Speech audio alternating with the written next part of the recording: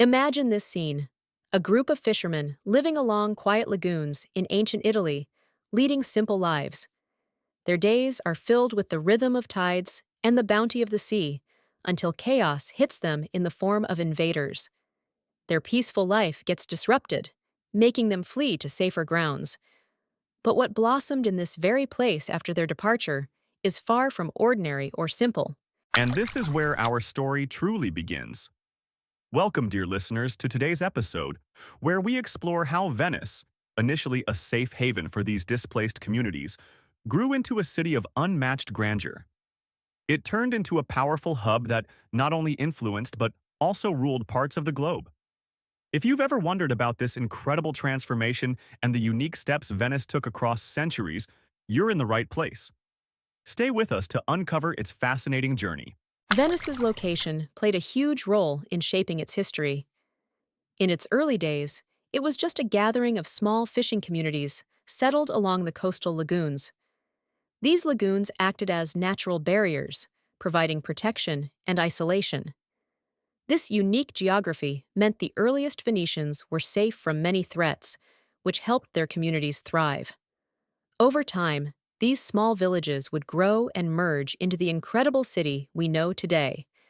Such a transformation would have been hard to imagine back then. Indeed, it's fascinating how circumstances paved the way for Venice's birth. The fall of the Western Roman Empire was a chaotic period, with barbarian tribes spreading across Italy. As these invaders moved through, many people sought safety within the lagoons of Venice. The natural barriers provided refuge from the chaos on the mainland.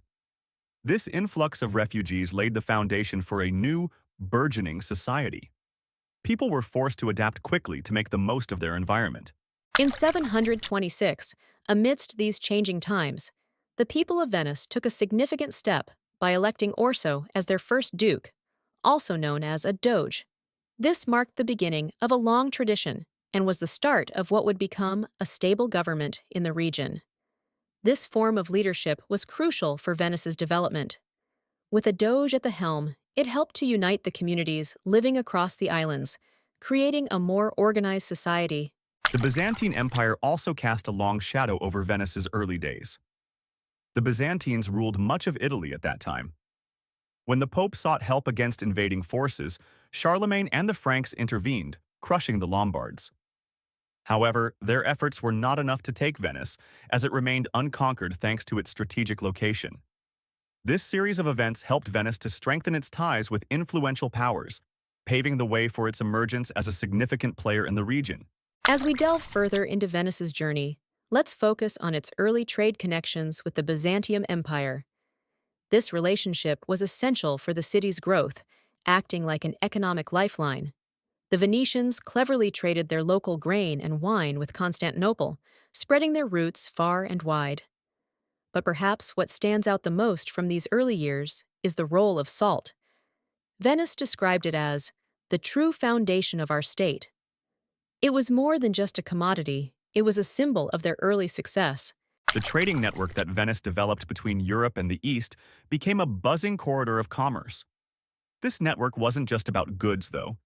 It was about prestige, culture, and power. A turning point came when Venetian merchants smuggled the relics of Saint Mark from Alexandria.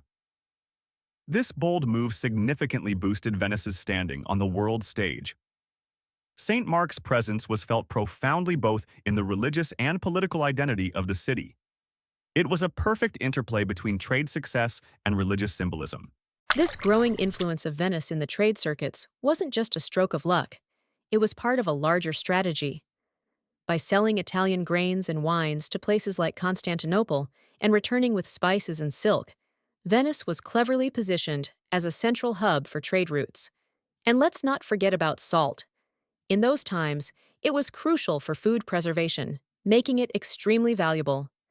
Venice, with its salt pans and lagoons, had a resource that was vital to the medieval world, and it capitalized on it brilliantly. Indeed, and with their strong networks, Venice made sure they weren't left behind. The Venetian merchants were like the link between the East and the West, bringing in valuable spices and silk from the great city of Constantinople to the eager markets of Western Europe. But what really made Venice stand tall was how it intertwined commercial enterprise with the prestige of religious relics, like St. Mark's. These relics were key in intertwining Venice's identity with something that was both sacred and politically ambitious. What we see emerging here is a city not just built on commerce, but also on a significant aspect of cultural and spiritual symbolism. By the time Venice established the trade of salt, they had already understood its significance, branding it as the backbone of their state. The arrival of St. Mark's relics added a divine aura to this economic might. This interplay between trade efficiency and religious symbolism was a masterstroke that helped Venice solidify its authority. Absolutely. It's fascinating how trade and religious symbolism were woven into the core fabric of Venice. With the relics of St. Mark placed in the heart of the city, the Basilica di San Marco became not only a religious center, but a monument of Venice's daring actions in the trade world. It marked Venice as a place where commerce and faith met, creating a unique narrative that was reflected in everything from their trading strategies to how they projected their image to the wider world. As we traced Venice's commercial routes earlier, it's time to move into how its naval power played a critical role in shaping its destiny.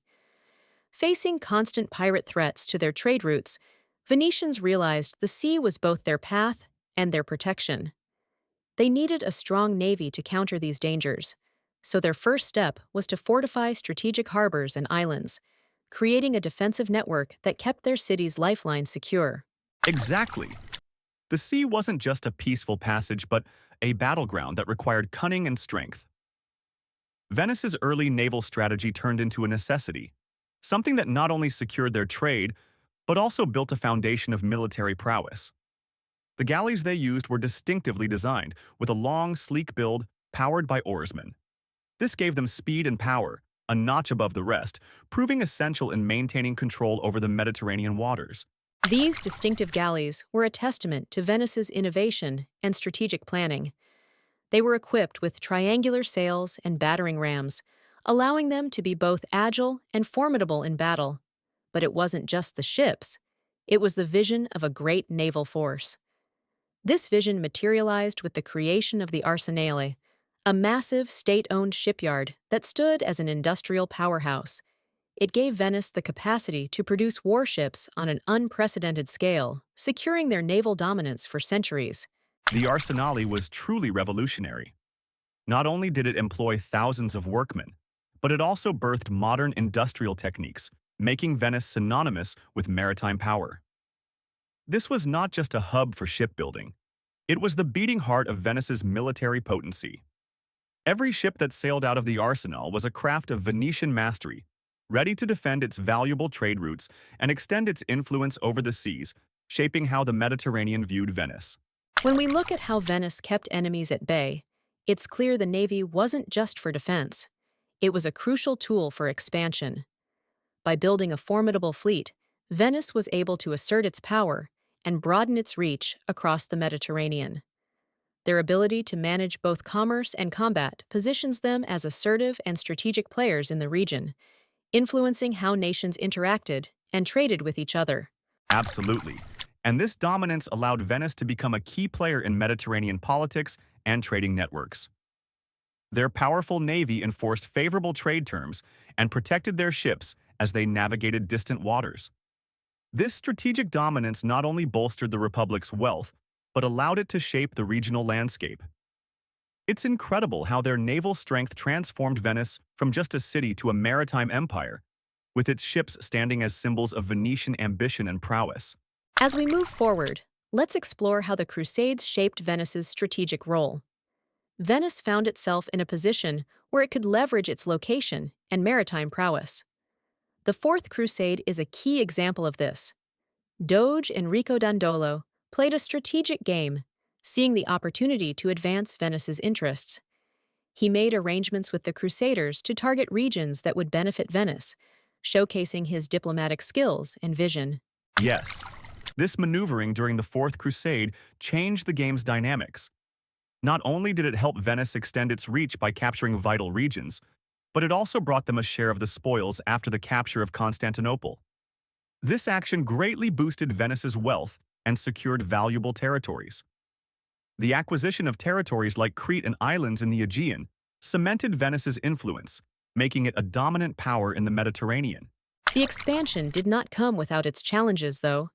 Genoa, another maritime republic, viewed Venice's growth as a threat, leading to a fierce rivalry. The two city-states engaged in intense competition for control over trade routes and territories in the eastern Mediterranean. Venice had to employ its diplomatic skills and military power to maintain and expand its empire. Their strategic expansions were as much about diplomacy as they were about military might. Absolutely, and this rivalry underscored Venice's opportunism and diplomacy. When we look at the broader picture, Venice's success wasn't just about naval superiority, it was about knowing when and how to form alliances. Their ability to negotiate and create beneficial relationships with other powers was crucial.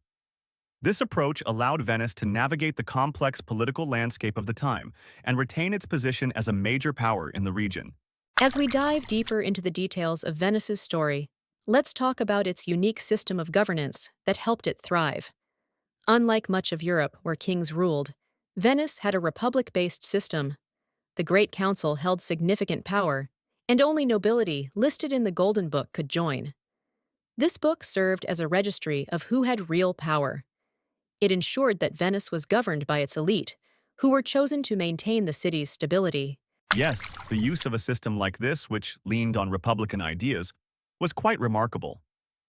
What's intriguing is how power was distributed. The Doge, for instance, even though at the head, had more of a symbolic role. Over time, his influence became more of a respected figurehead rather than an authoritative leader. Despite this distribution of power, Venice managed to ensure stability across its political landscape. The way they balanced power had a huge role in maintaining social harmony. This system of checks and balances established in Venice was quite sophisticated for its time. It allowed the participation of many through a complex system of voting and drawing lots, which helped prevent too much power from accumulating in any one place. Additionally, there was the Council of Ten, which was vigilant against any internal threats or corruption. The effectiveness of this system meant that even as outside pressures mounted, internally, Venice remained strong and unified. Absolutely. And this vigilance was key, especially during times of external pressure. The myth of Venice being a perfect blend of monarchy, oligarchy, and democracy might overlook some tensions, but it speaks to its enduring governance qualities. While other regions succumbed to corruption and coups, Venice maintained a level of order and efficiency that was quite exceptional. These practices allowed it not just to survive, but thrive amid the often chaotic political landscape of the time. Venice's government wasn't only about maintaining power among the elite, it was also about having a modern diplomatic presence. Venetian diplomats were considered some of the best in Europe, ensuring that strategies and secrets were effectively managed abroad. These ambassadors sent coded messages back to Venice, providing crucial intelligence that helped in shaping policies and maintaining their edge against rivals. It's fascinating how these diplomatic efforts complemented Venice's governance, making it a formidable player on the European stage. While many regions struggled with internal strife, Venice's mixture of stable governance and strategic diplomacy safeguarded its interests. This balance played an instrumental role in ensuring its prolonged success, setting Venice apart as a model of resilience amidst a changing world. These elements were part of why Venice could adapt and thrive despite many challenges. The Venice-Genoa rivalry was more than just two cities clashing. It was a battle of maritime supremacy. This struggle spanned decades, with both sides seeing victories and setbacks. The stakes were high, as control over trade routes and influence in the Mediterranean were up for grabs. One of the most decisive moments came during the conflict at Chioggia, a turning point that highlighted Venice's determination and strategic insight. Absolutely. This period was marked by fierce battles both on land and sea.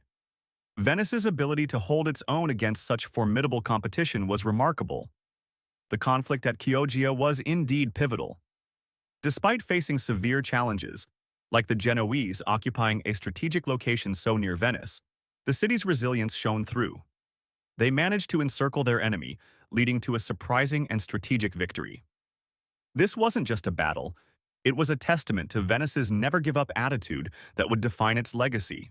The Peace of Turin marked the end of these exhausting wars, but it also signaled a new beginning for Venice. The conflict had drained both republics, but Venice's recovery was swift and strategic, thanks in large part to its unique governance, which provided stability needed to rebuild and advance. Unlike Genoa, which struggled with internal strife, Venice maintained cohesion. This resilience allowed Venice to not just survive, but thrive, becoming an enduring force in the region. This resilience was indeed impressive. Despite the setbacks and concessions after the peace treaty, Venice harnessed its strengths, looking forward rather than dwelling on past losses. The myth of Venice's unshakable system might hide some of its flaws, but its effective governance was undeniable. This perception played into how others viewed the Republic, as a beacon of stability amidst the shifting sands of European politics. Venice's diplomatic reach extended far beyond its borders, ensuring it remained an influential player on the continent. Turning towards its diplomatic prowess, Venice leveraged this aspect as a cornerstone of its strategy. Skilled ambassadors acted as extensions of its governance, promoting Venice's interests and gathering crucial intelligence across Europe. These efforts did not go unnoticed. They enabled Venice to navigate complex political landscapes, building alliances where beneficial and staying informed about rival movements. Their mastery of the diplomatic game ensured that Venice's influence remained strong across the continent. Indeed, if there was one thing Venice excelled at, it was playing the long game through skilled diplomacy. This ensured a network of information that rivaled many powers of the time. While other nations might have been more prone to swift changes, Venice's steady hand and calculated moves kept it resilient. This balance between robust governance at home and strategic diplomacy abroad truly set the Republic apart, making it a model of enduring power in Europe's shifting power dynamics. From a refuge to a powerhouse, Venice's journey is one of constant transformation and adaptation. Over time, this city has become a symbol of unmatched influence, built on water and enriched by a storied history. It's fascinating how Venice managed to carve a unique niche for itself, flourishing as both a trading giant and a military strength in the Mediterranean. Truly, Venice stands as a testament to human ingenuity and resilience. Thanks for joining us on this voyage through time. If this tale of Venice fascinated you, hit the like button and subscribe for more historical adventures. Your support means a lot and helps us continue bringing you more fascinating stories. Leave us a comment about what intrigued you most about Venice and stay tuned for our next episode. We'll be exploring another intriguing corner of the past. Until then, take care.